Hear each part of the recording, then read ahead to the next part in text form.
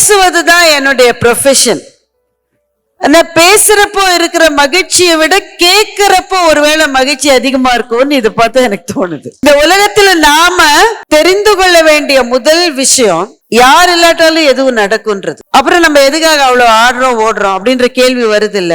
வாங்கிக்கிறது கொஞ்சம் கஷ்டம். இது எப்ப ரொம்ப நல்லா உங்களுக்கு தெரியல, இங்க இருக்கிற ரொம்ப இளமையானவர்களா இருக்கீங்க. இவ்வளவு இளமையான ஒரு ஏடிசி மீட்டிங்க நான் இது மட்டும் பார்த்ததே இல்லை. யாராவது சொல்றாங்களா 6 மணிக்கு எந்திரின்னு? இதுக்கு 5:30 முழிப்பு வந்துருது. 5 வருஷம் கழிச்சு நீ உன்னை எப்படி பாக்குற? 5 வருஷமா நாளை காலையிலேயே நான் எங்க இருப்பேன்னு தெரியாது. வாழ்க்கையில சில இடங்கள்ல நம்மை பொருத்தி பார்த்து கொள்ள வேண்டும். நிறைவு நாள்ல கூட எதுவுமே முடியாத ஒரு தாத்தாவுக்கோ பாட்டிக்கோ யாருக்கு ஓரளவாவது நல்ல ட்ரீட்மெண்ட் கொடுக்குறாங்க. ட்ரீட்மெண்ட் ஹாஸ்பிட்டல்ல கொடுக்குற ட்ரீட்மெண்ட் சொல்ல, சமூகத்துல கொடுக்குற ட்ரீட்மெண்ட் யாருக்கு கொடுக்குறாங்கன்னா, அந்த தாத்தா கொஞ்சம் வசதியானவர் பானாதான் அந்த மரியாதையாவது கிடைக்கும்.